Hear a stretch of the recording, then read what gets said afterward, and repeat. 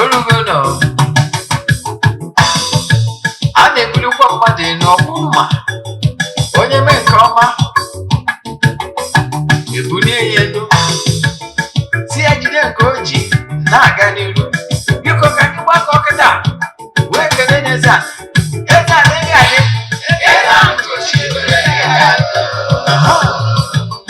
Eze-Ana ugochitubelu nwoke ọma na oraifite ị ga-adị.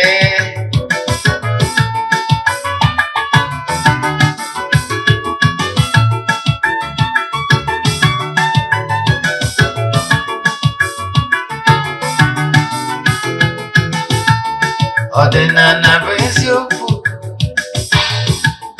ọdịnala bụ ụzọ ndụ. Ị ma na o nwere olu na-eti mkpu na-asị ụmụ Igbo chigharịa, ụmụ Igbo chigharịa. Kwa mbọsị ọ na-eti, n'ụtụtụ n'abalị ọ nọ na nkụzi.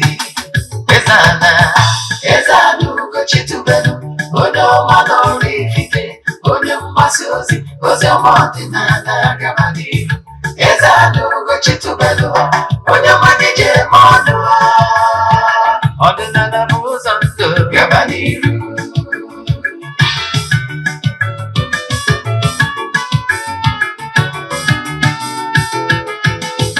Eze-Ana ugochitubelu onye ọma na oraifite, onye mgbasa ozi ọma ọdịnala gaba n'ihu.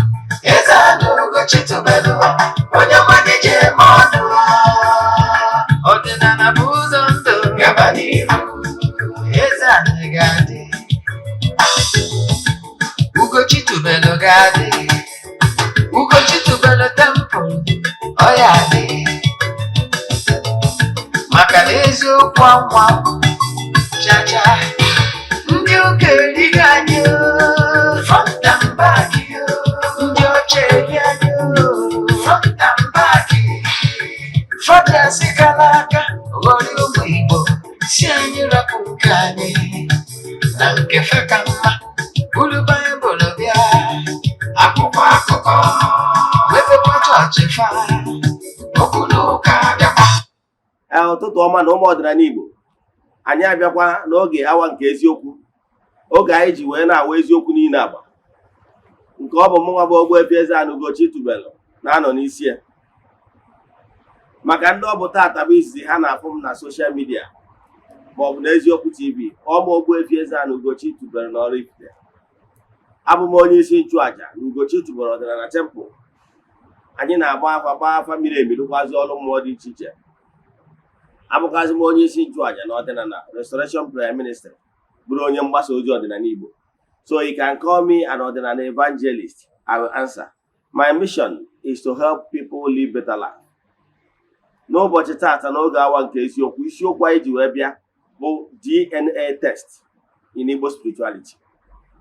Ọ bụrụ na ị gee ntị, ị ga-amata nkụzi anyị ji bịa taa, mata uru ihe niile ị kwesịrị ịma na ihe ị ga-eme mbana wee sụọ ọbara nri. So today's lecture is DNA test in Igbo spirituality. Then ka anyị gabazie n'iru n'ọgwa dị mkpa. Nke mbụgoro bụ na ọgwa dị mkpa bụ echefuna na aja anyị na-achụ ọnwa ọbụla nke ọnwa April na-aga n'iru. N'isi ụtụtụ ejegori m na temple chụọ aja gaa ọfọ, kwubie okwu n'isi ndị sonyere anyị. Anyị kwukwara na aja ị nwere ike isonye n'ebe ọbụla ị nọ na nsọtụ ụwa dum. Yes, distance abụrụ ebadị a na ọrụ anyị na-alụ maọbụ aja anyị na-achụ na temple, maka na ike Chukwu ruru mba dum. Ihe aja anyị na-achụ bụ aja mbuli elu, aja ịpụta ihe, aja esigoro na ya bụrụ imirikiti ihe elu. Mana nke bụ eziokwu bụ na ya anaghị esi ihu ọrụ maọbụ testimony na social media. You know why? Ọ dịrọ necessary, ọ bụrụ ihe anyị maka ebe. Mana ofu ihe m na-achọ ịgwa gị bụ na ike dị na aja a na-achụ n'igwe. Anyị malitere ịchụ aja a na-achụ n'igwe ihe karịgoro 2 years now. And I can tell you na onwe ndị na-esonyere anyị na aja since e bidoro ya wee luo date. In fact, o nwere ndị na-ebu ukwu ya every year ọbụla apụta. As 2024, o nwere ndị book go through the year ka ha dị sure na ha skip review 1 month. Nwanne chụba aja n'ike dị na aja a na-achụ n'igwe maka na Igbo bike. Ụbọchị anyị ga-achịkọta ya bụ aja bụ ụbọchị ikpeazụ ọnwa. Anyị ga-egoro ihe ọnụ na-eri wee jee na mmiri chụọ aja mee saraka n'afọ mmadụ dum anyị gbagotazie na temple chụọ aja mekwa jee saraka jee n'ebe nchụaja gbuo ebu eme saraka then gazie na entities of powers nọ na temple chụọ aja dị iche iche n'afa mmadụ dum. Ọ bụrụ na ị chọrọ isonye na anya bụ aja forward 3 prayer request gị anyị debe n'altar ime token donation to your account number ịchatizie m na WhatsApp agwa gị other details I need for you in order to book you. WhatsApp number ị ga-eji nweta mbụ 08057837672. I repeat 08057837672 ma ọkwanụ 08138243871. I repeat 08138243871. Nke ọzọ, ọ bụrụ na ị na-esonye na anyị site n'Eziokwu TV, ọ bụrụ na ị chọrọ ịnụ nkụzi ọzọ, jee na my YouTube channel Ogbuefi Eze-Ana Ugochitubelu na Oraifite. Very soon ị ga na-enwetakwa nkụzi ya, ị ga na-enwetakwa ya na Eziokwu TV. Enwere Eziokwu TV dị na YouTube, ị ga na-enweta ya from May 1. Ị ga na-enweta ya na Eziokwu TV. Yes, mma akọwara gị ọfụma. Then ọ bụrụ na ị na-ewọchi anyị site na Eziokwu TV, onwe Nollywood movie ọ bụla ịwọchi na channel anyị chọrọ ịwọchi ọzọ, jee na my YouTube channel Ugochitubelu Movie Productions ịwọchi ya, ma ijee na Eziokwu Great Movies na YouTube ịwọchi ya, ma ọkwazi ijee na ọ bụrụ na Igbo movie ka ị chọrọ, jee na Eziokwu TV Nollywood Movies na YouTube ịwọchi ya. Anyị nwekwaziri Eziokwu TV, Eziokwu page Great Movies na page na Facebook. Ị gara watchkwazi very soon. Ị gara watch so many things there. Maka ndị lovers of Eziokwu TV, Eziokwu TV will bounce back on May 1. Yes, I will align him with a bigger company now this time around. Gonna broadcasting our activities on Eziokwu TV. Yes, nowadays he have Eziokwu TV all over the globe. Yes, and each of us here watching ihe na-eme na Eziokwu TV very soon. You gotta watch Eziokwu TV content on our Facebook page, Eziokwu Great Movies. You gotta watch here about you gotta YouTube by Eziokwu TV. Very soon you gotta watch or both all the lectures and the video movies na our YouTube channel. I want to speak and keep as well. So lovers of Eziokwu TV will be back by May 1. Yes, May 1, 2024. Then ka anyị gabazie n'ihu na nkụzi anyị ji wee bịa. Ekele gị obodo niile na-ajoin anyị live. Yes, ka ị na-ajoin anyị, ka Chukwu Okike pụrụ ime ihe niile gozie gị. Na-emetụ aka na share button ka ndị enyi gị wee nụ from the horse's mouth. Maka na agwọ ofu onye fụrụ aghọrọ ibu eke. Maka na ị na-agwa ha ihe ị nụrụ, ha nwere ike na-asị kelu, mana share ya now, tag them, ha nụ from the horse's mouth. Nkụzi a ime isiri ihe. Maka na ihe ya amụta na nkụzi a so na one of the bedrock teaching ị nidiri ịma.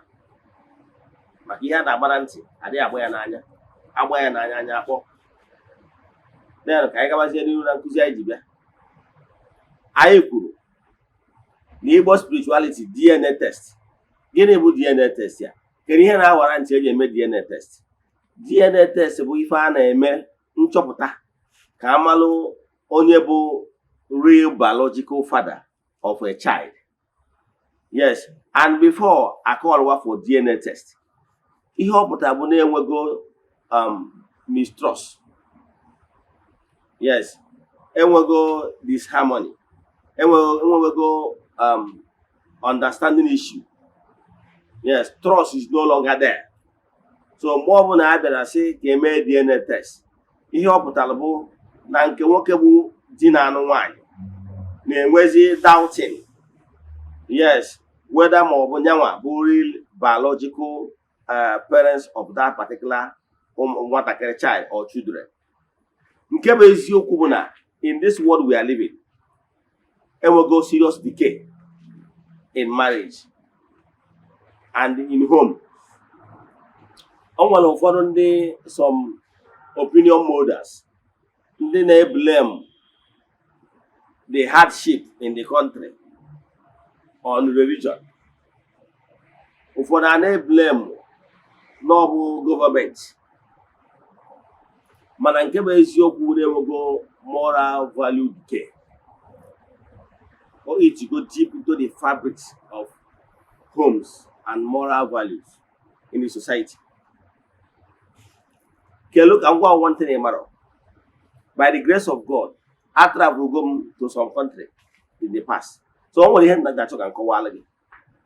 Here then why enwelu sense societies in those countries so follow them manage their match. Bona individually, it cannot have sense society. A society here na agara anya na akpa agwa ka mmadụ. Ma ọ bụrụ na enwero na individually and families na ndị mmadụ adị akpa agwa ka mmadụ. Therefore, homes will beginning of country or society. So ọ bụrụ na home dị mma, society ga-adị mma. Ọ bụrụ na enwe high moral value na society na families, general public and society ga-adị good. So ndị ahụ ị na-eblem egwu ụfọdụ kịta ịkpọ politicians, the elected officers, ha sị na the system ha mitiri mgbe e mere ha elect dị corrupt. Ị na-aghọta? O nwere ike ịfụ some politicians mgbe ha abụrụ politicians, they talk wise, ha na-talk sense, nwee good blueprint ihe ha chọrọ ime na ọ bụrụ na ha bata n'ọchịchị. But you wonder, kedu ebe o ji ahụ ha batakwa n'ọchịchị, ha na-emekwa ka ndị nọbụ a. The thing about that the system be very corrupt. Yes, maka ịbata na erect ya gị ịbata, enwere the mechanism, enwere the system of government, enwere the palm sector there, enwere the a politician cannot loot money ma ọ bụrụ na the system ndị ọrụ oyibo n'ebe ahụ enyere ya aka. Enwere treasury of the federal, enwere the treasury of the accountant general, enwere the some elected officers, that is ndị bụ na ha will call civil servants, enwere finance. So the finance minister or politician cannot eat money ọ bụrụ na enwere backing from other civil servants na arụ na finance minister. You got that, yeah? So on that system. So all that system and a politician but agwa gị sị gị na-etu aka esi eme.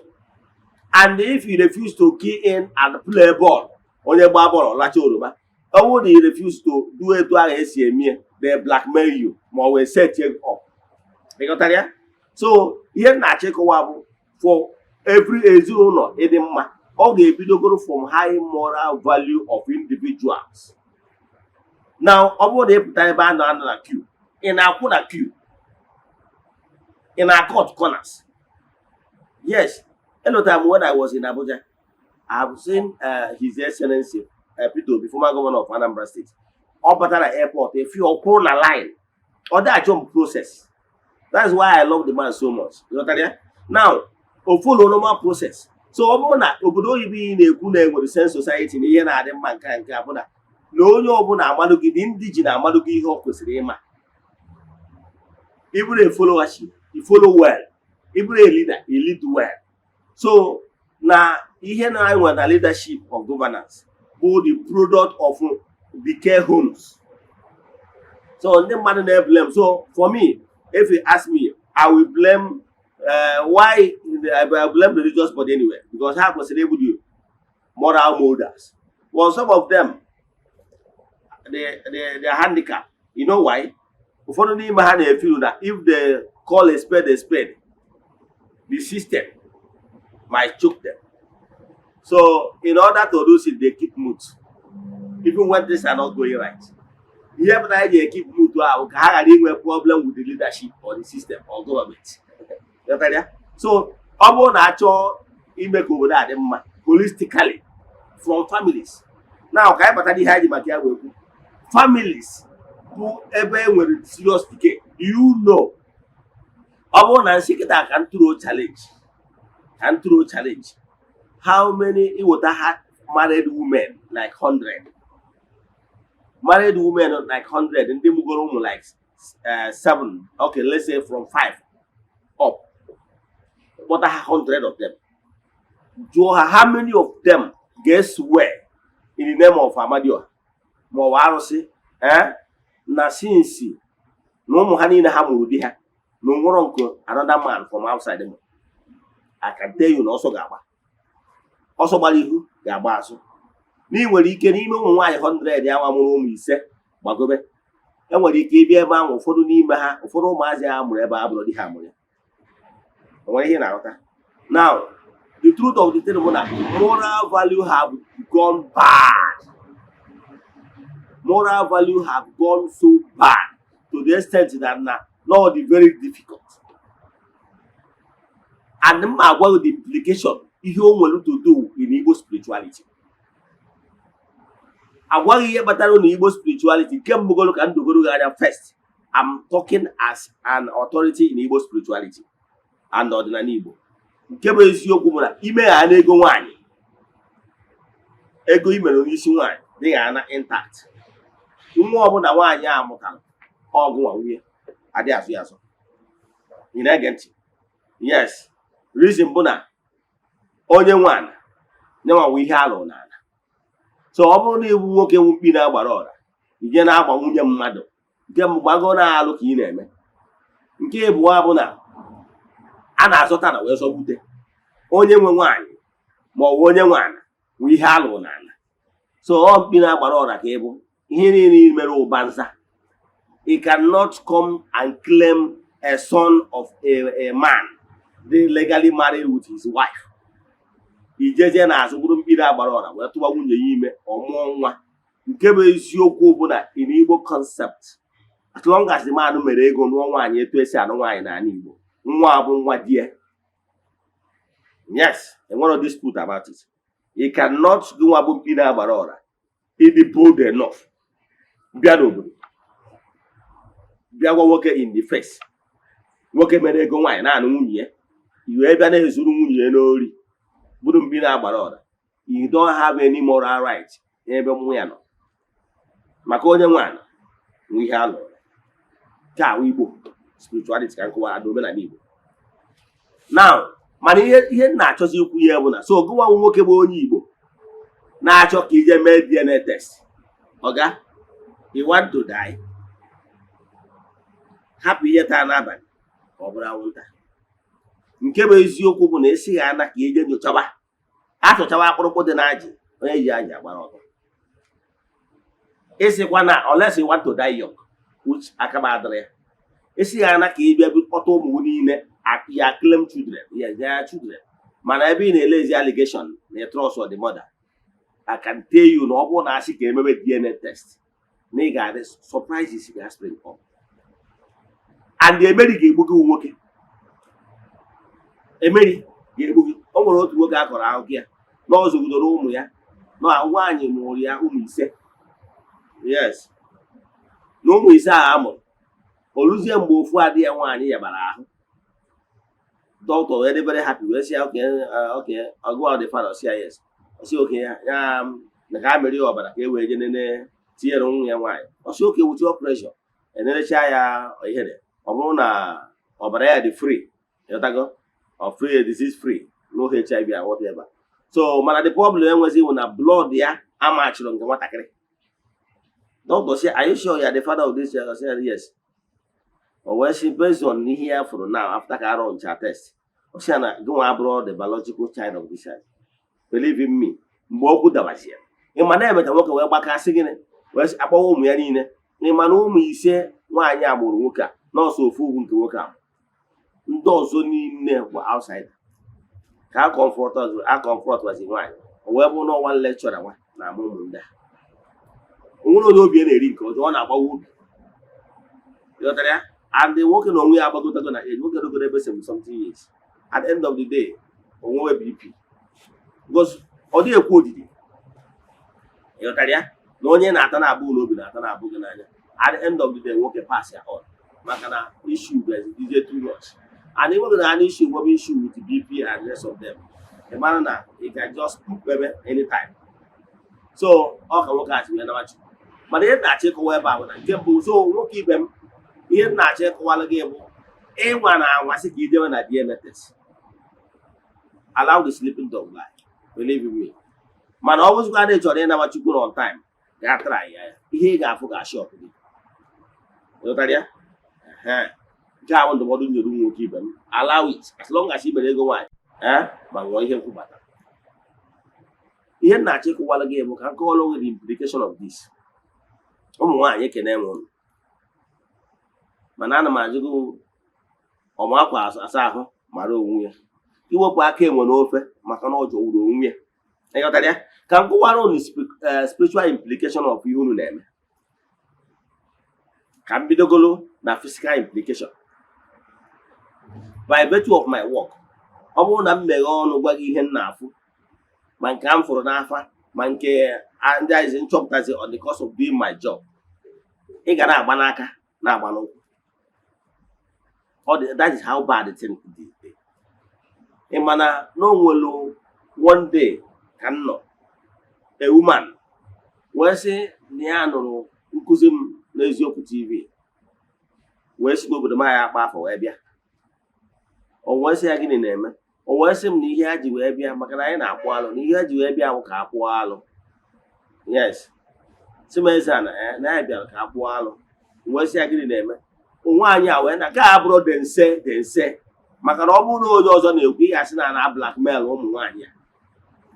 Nwaanyị ji ọnụ o ji eri ji na-eri ede wee na-agwa m nka.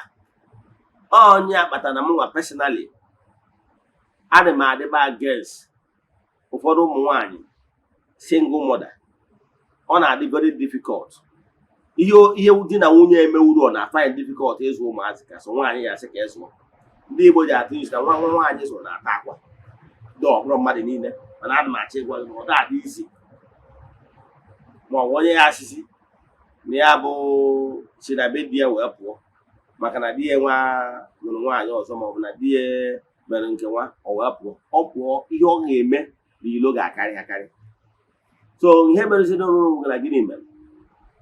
Nwaanyị a wee sị m na ya mụrụ ụmụ 5, mana problem ya ji wee bịa maka ụmụ 3 n'ime 5 a ya mụrụ.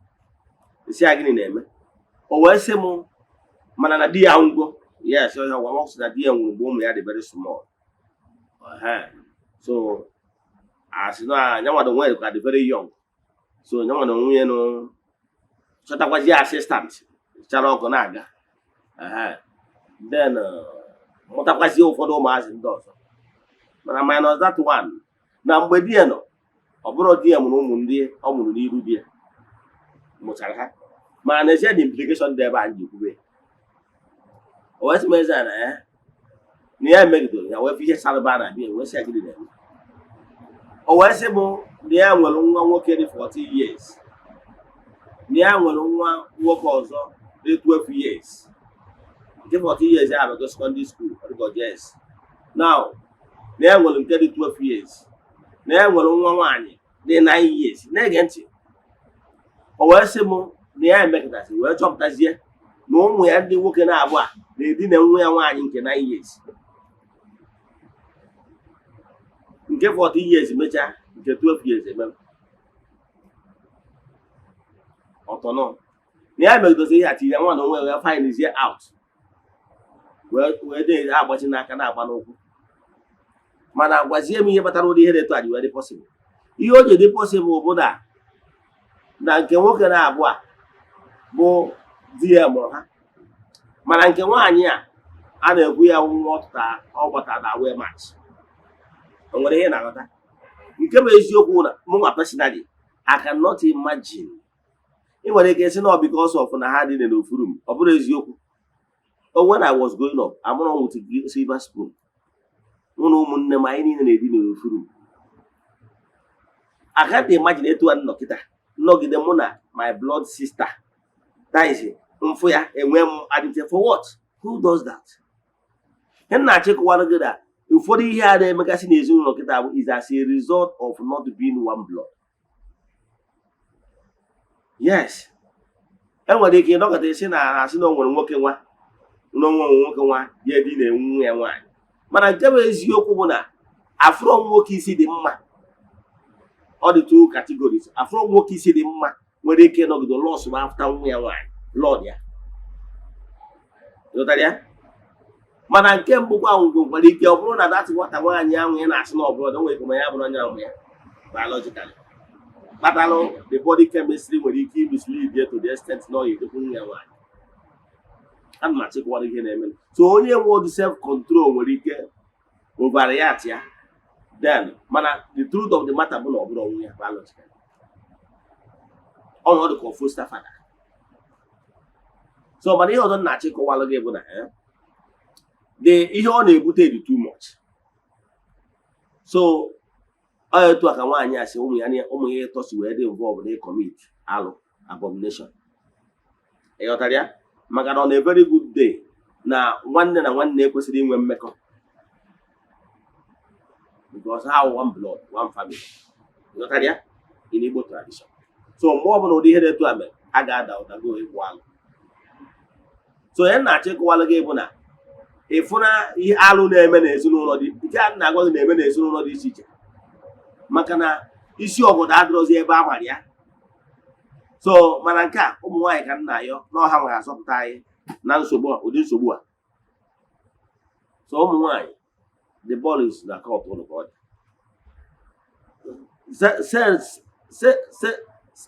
Zọpụtanụ ezinụlọ ụnụ na ụdị ihe dị etu a, ụdị abomination dị etu a, ụdị ihe nkọcha.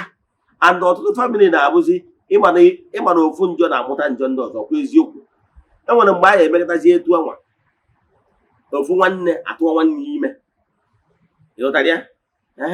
Atụwazi ime anwa, ịma na ọ na-asọ ntị oyi, ihe dị wee pụta sị na nwa nwaanyị na onye tụwara ime nwanne nwoke. Kedu ihe ọzọ unu ga-emezi? Nwa ọzọ atụwara ime a ejeme abọshọ. Ịma na ofu ihe ọjọọ na-akpụta ihe ọjọọ nke ọzọ, kwa eziokwu. In order to cover one sin, you commit more. So ụmụ nwaanyị n'aha Chukwu Okike pụrụ ime ihe niile, ana m ayọ ụlọ biko, the damage ọ na-akọs by ụdị ihe dị etu a. Onye akpatara na ọdịnala Igbo, nwoke nwaanyị asịna ka eme na nwoke na-eme, nke nwaanyị nwere severe consequence. Nwoke wu mpi na-agbara ọra jee gbaa n'ilo, nwa ọ mụtara arọ nya nwe, maka na ọ bụrụ nya mụrụ nwa mere ego, onye a na-eketa nwa na be anyị. Onwe family dashịrị gị nwa ịkpatara na wee maachị, ma ọ na ha nwere nwa, o nwere ife ha ji nke eme decide to dash you. Yes, and adashigoro nwa anwa for any reason. Enwere mmemme a na-eme before nwa abụrụ the son of the soil. Ka m bịa, ahụ na ngwa na nkwụ na-abịa. Ihe ọzọ na-achịkọwara gị bụ ka m gwazie gị, anyị nwa na-agba afa miri emi na-akọwara gị the implication of ịgba n'ilo. Enwe that is negative DNA, that is untrue DNA, anti-etu untrue DNA. Kedu ihe bụ DNA test ya na-ekwu maka ya? DNA test, achị ime DNA test wụta from nna, wụta from nne. Enenezie ma ọwụ nna ahụ anyị nyụkọrọ mmamịrị ọnụ wee gba ofufu. Mana ka nkọzie ihe dị n'afa ta isi agba afa na temple. Ọ bụrụ na ị bịara ịgba afa, eneghị anya na afa gị egbu Ifeanyị Okeke Ibezim. Isi na afa gị Ifeanyị nwa Okeke Ibezim, wee jụọ ha afa nna gị, i wee sị na afa nna gị ewu n'iwu nwa Ibezim.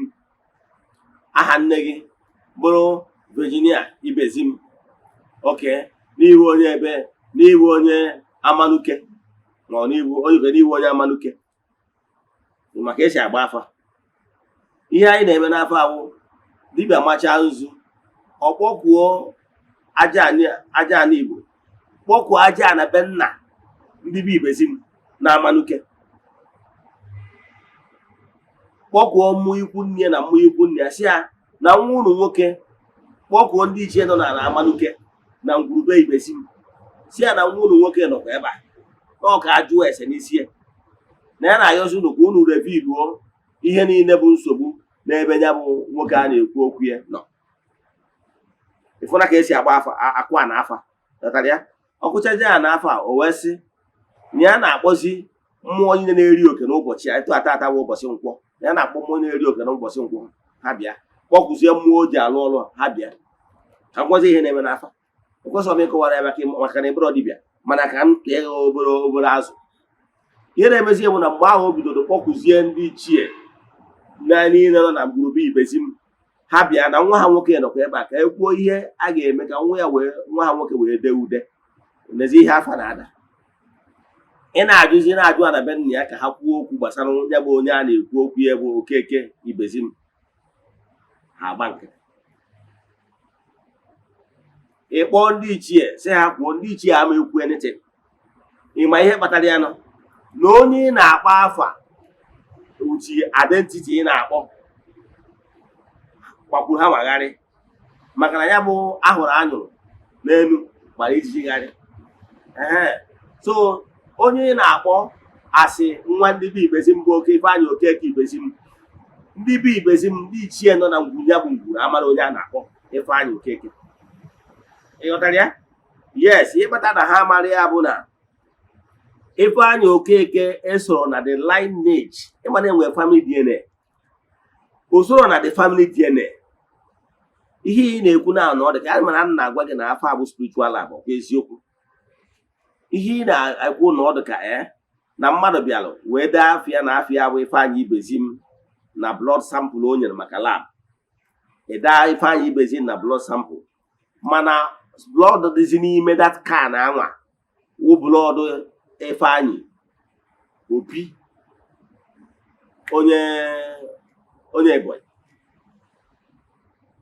Nke bụ eziokwu bụ na lab test anwa, result of that test ga-apụtanụ ama abụnata the true result of Ifeanyị Okeke Ibezim.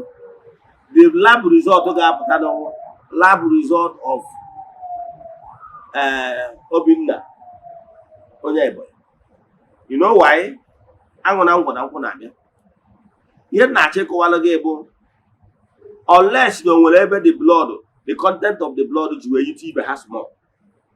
Ihe na-achọ ịkọwalụ gị bụ na mgbe anwa ịbịalụ ndị nna na ndị nwe ngwuru ndị be Ibezim which Ifeanyị Okeke Ibezim na-claim na ya bụ son of the soil of that family.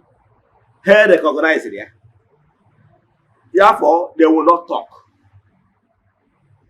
Ị na-aghọta? Yes. Ejuo mmụọ ikwu nne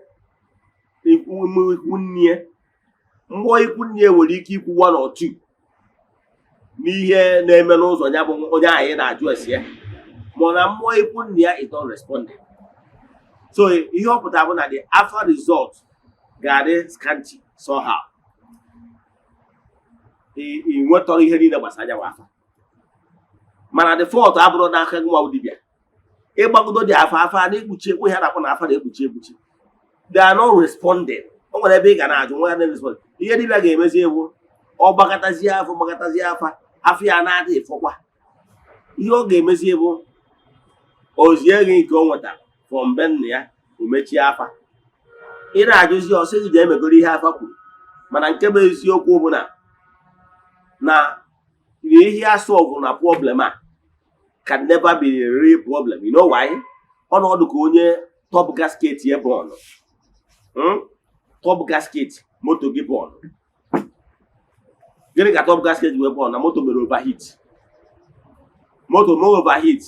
Mana ihe kọsụrụ overheat na moto ka m na-achị kọwara gị is either na water pump adịghị apọmpụ mmiri ọfụma, ma ọ bụ na oyi pump adịghị apọmpụ mmiri ọfụma, moto wee mee overheat wee pọmpụ wee bọnụọ top gasket. So based na result ị nweta na the afa the half-back, that is all partial cause of the problem. Now ihe nwere ike ime bụ top gasket bọnụrụ kwa eziokwu ije chenjie water pump, mana ọ bụrụ water pump bụ the real cause of that particular overheat motor mere. No, oyi pọmpụ filter, oyi pọmpụ na-enwe filter. Oyi pọmpụ anwa dị ebe anwa adị o nwere ihe nọchichara oyi pọmpụ adị apọmpụ oyi ọfụma. Now ihe ga-emejikọta bụ on a very good day i change the water pump, change the top gasket, burukwa moto na-apụ, mana I can tell you na ihe na-ebe ka ya dị ebe maka na the main cause of the problem bụ water oyi pump. Imechakwa ị nọkwa n'ebe ị nọ.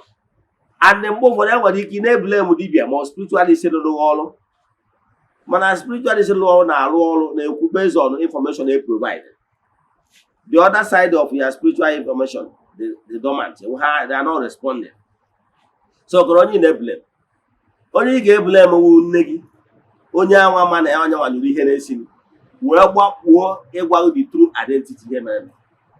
o nwere ka ala Igbo si eme ihe mgbe gboo, mgbe ezi dị n'ụkwụ ụkwa, mgbe a na-ekwu eziokwu. Yes, ọ bụrụ na enwere ike ime adopt n'ala Igbo, mana etu esi mana mụnwa mmadụ dịka m can never do adopt. You know why? Agụ na ngwọ na nkwụ na-abịa. Yes, for any reason. Ihe m na-achọ ịkọwara gị bụ na ọ bụrụ na mgbe gboo a na-enwe oru, na be anyị nwere mgbe a na-asọ ma oru na-asọ ma osu, mana emechara ma abolish oru dịrị Igbo oru. Mgbe gburugburu nwere nwoke nwere ike ọ bụ na ọdịchi, ma ọ bụ na ọ bụ onye eze, ma ọ bụ na nnukwu mmadụ mgbe gboo, o jee gote oru o nwere ike o jee afịa obodo nwa ebe a na-ele mmadụ, ogota mmadụ, onye a bụrụ oru dai servant nọrọ na biya na-asa abụja bụ onye eze. O nwere ike oru anwa o nwezie mgbe ọ chọrụziri ka oru anwa bụrụzie nwa ya. O nwere mmemme a na-eme bụ na ọ ga-akpọ ndị ichie ebe nna ya si ya biko na nwa ya gbatara n'oru na ya chọkwana ka adọptụ nwa dịka nwa na ezinụlọ. E nwere processes ndị ichie amalụ, ịghọtara ya? Ndị ichie amalụ, yes, na so person na-emeghị ya adapt, formal introduction. Etu a ka esi eme, so that ha bụ ndị ichie ga-ama so obi dike na-emego ya introduction na ha bụ ndị ichie nabatara ya na ngwuru a. Incorporate the child into the family, but the elders, the decision makers, we know. Iji makwa atụ, o nwere na be anyị ụbọchị gara aga akpọratara nwa mmadụ gbatara na away match. Yes, that man was sometime o nwere mgbe o biri side Edo. O wee bụ na o nwere nwa ọ gbatara na away match, mana na side Edo a na-abụ emesịa n'ụtọ na ha adịghị enwe nwa abụrụ their blood. You know why? Ha chọrọ nwa abụrụ their blood, maka na nwa abụrụ the blood nwere spiritual implication mgbe ọ ga-emechazie bụrụ elder ma ọ bụrụzie the king, ma ọ bụrụzie na onye ya abụzi ọba atọ kpee, ma ọ nọ mgbe anyị abụzi ikereto a onwe mgbe ọ ya adị maybe by age, ọ bụrụ na onye ga-anọzi na stool of the ancestors. So they don't like it that way. Actually, the blood of the son of the soil anụ ọfụma. So onye akpata na mgbe ụfọdụ ịgba away match na side Edo emechaghị edunatara nwa a. Ịghọtara ya? Maka na ọ bụrụ na edunatara nwa ahụ na ọdụ ka onye eketara oke ọbụla na-etu ka ọsọ ha si dị. Mana ihe m na-achọ ịkọwara gị bụ na ọ bụrụgodu na nwa ahụ gbatara na away match mgbe ị nọ Edo na ha mechara si oke na ha dị willing ibikwa that child, despite the fact na ibere ego, mana na n'ụtọ na nwatakịrị ahụ amụtara ya nwa gbatara na away match. Yes, mma akpọ ya afọ oyibo na-akpụ ya nwa amụtara away match, dị afọ na ha chọrọ ya na their lineage. Dị afọ ife ha ga-emezi ewu edulatara gị nwa a. O nwere mmemme a na-eme n'obodo, bidowo na famili ahụ a na-edunata ya nwa. Ị ga-eme mmemme dị iche iche, gwa ndị ichie, gwa na be nna na-ekwe na nwa ya gbatara na away match n'ọkwa ndị ka edunata. Eme mmemme dị iche iche, ọ na-abụ nnukwu mmemme. Emesịa ya, a na-eti ma egwu, tie ma mmọnwụ, ndị obodo ezuo enwe aṅụrị wee kwuo na nwa dị etu a na-akpọnata gị. Etu a ka esi eme, maka na a na-akpa n'ala wee kpa n'ọfọ. Ime ya etu a, ịma na mmụọ be nna agbadogo nwatakịrị a, ana be nna agbadogo nwatakịrị a, na ọ bụrụ ịdọkịta nnọọ etu a, nwaanyị agba ilo jee mụta nwa, ana be nna amara ihe ị na-akọ. Nwatakịrị a emere ya introduce na asị nwa gbatara na away match. Mana ọ bụrụ na di na nwunye eneghị anya na nwoke ya zụrụ nwoke wee finye na nwunye wee kpaa, ịghọtara ya, na ka eme ihe dị n'ọfụ, a ga-akpa ya akpa. Enwere etu esi eme ihe dị na ya. Ịgwa ndị ichie nekwe ka o si wee dịrị gị, ma ọkwa na famili anọgidere etu a wee sị oke ngwa ka anụta nwaanyị, kwa nwaanyị nụta nwaanyị ibie, ka edutezie nwoke nwere ike isi na another family, maybe from the same kindred ma ọ dị same ụmụnna, ka ọ bịa na-asabisi nwaanyị wee na-amụta nwa n'afa so person. Ịghọtara ya? E nwere omenala a na-eme, ị ya akparịrị na ala kpa n'ọfọ. Mana ọ bụrụ ndị a ka anyị bịara ikwuta, ihe anyị bịara ikwu bụ nke nwoke na nwaanyị bi n'ụlọ dịka di na nwunye. Nwaanyị wee gaa na-eme shitin. Ifuru ihe pụtara ị ga-asị nwaanyị emena shitin, eme nwaanyị nwoke na-eme na no. ogiri o ji gbara onwe ya. Yes, mana nwaanyị gbaa ofu ogiri enwere repercussion. Agwụna abịa na mma agwaghị repercussion ndị a. Repercussion ndị ya bụ na nwatakịrị abụghị nke repercussion ndị ya na ọ bụ na agbawa afịa, nke bụ na nwatakịrị anyị mụtara n'ụdị ọnọdụ a inyere true identity. Oge na-abịa mgbe nwatakịrị a ga-akụ ụta, maka na onwe ihe darụrụ ewee chọwa ka emebe editetwe real spiritual root ya, a na-enwe problem.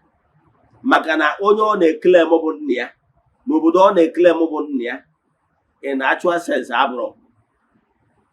Mana ọ bụrụ na nwatakịrị emere adapt, agbagoro onwere ihe a na-eme, mana inyezi onye ahụ false identity and ndị ichie obodo amarọ, ndị mmadụ amarọ, ime etu anwa you are not helping that child.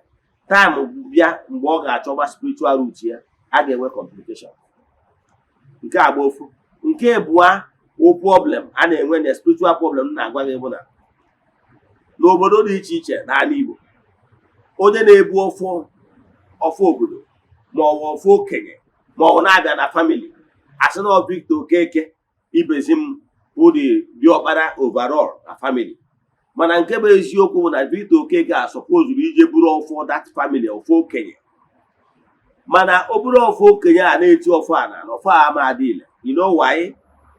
Ndị ichie na ndị tọrọ ntọala ngwuru amarọ Victor Okeke, because Victor Okeke a nwaanyị anọ na ya bụ ngwuru ji gbata ya na wee match.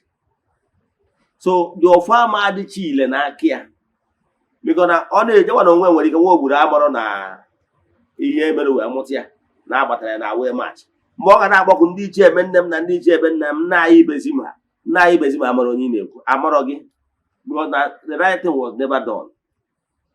So mana ọ bụrụ na emere adopt, follow normal process, mee formal introduction to Ibezim ha, ndị ichie nwe nyanwụ is acceptable. Mana mgbe e pụtazi ejiri aghụghọ eburu gị anyị eje America, mgbe e na-achịkọ ka ụmụ nwaanyị wee mara the implication of what they are doing, you are not helping that child. So ọ bụrụ na emechazie maka na na-agbacha egwu n'anụ ugwu ọkwa eziokwu.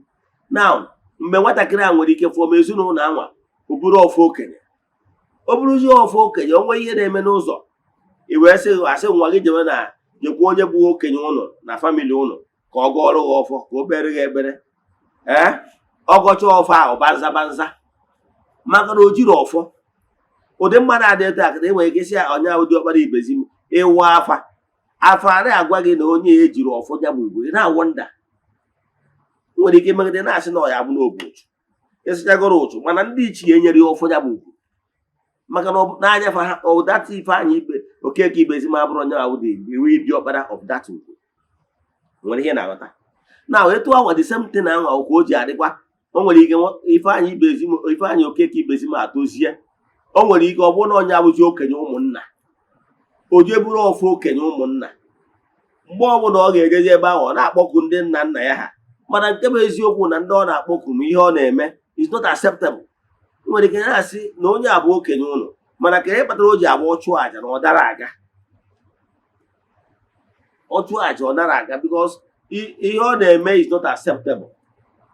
O nwere ihe a na-awa emebe mgbe ụfọdụ achọwa son of the soil, mana moral decay ndị nkịta emego na n'ọfịara ahụ inweta 100 women married women after ka ha mụchara ụmụ niile ha ya amụ na be di ha, nwere ike iswe na ha dị sure na ụmụ niile ha mụrụ na ọ dị ha mụrụ ha.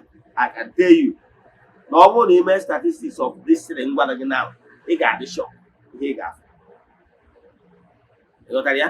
So ihe m na-achọ ịkọwara gị bụ na ịbụ nwaanyị, ọ bụrụ na ị fụrụ ụmụazị ị na-amụ na ya family, eche ịza akpa zaa akpa, eche ịzakoro zakoro, ọ bụrụ ịza akpakoro. Ọ bụrụ na ijere ije dị ruo for any reason, you are no longer in love with the man you married. That is maka na ọ bụrụ ihe aka ilu na-ada na ntị ka ọ na-atọrọ ụtọ. Rozie, it's better you do the needful, a severe the marriage. Ije ọrụ onwe gị, nwoke ahụ edobere onwe. Mana mgbe ị bịaziri sị nọrọ na bie na-eme mpụ na ọtọnọ, those children ahụ ị na-amụta, you are bringing curse upon them. You are not helping them at all.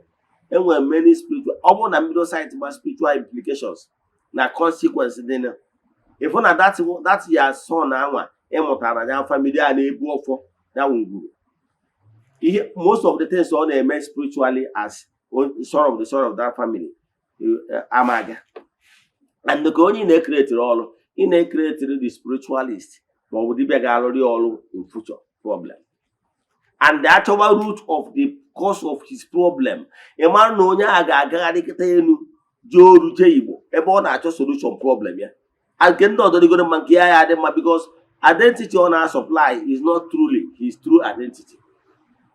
Gịnị ka m na-ekwu ụmụ nwaanyị anyị na-ayọ ụlọ n'afọ whatever you believe in, whether ma iwu a Christian ma iwu whatever you believe in, please and please stop causing more confusion spiritually for your children.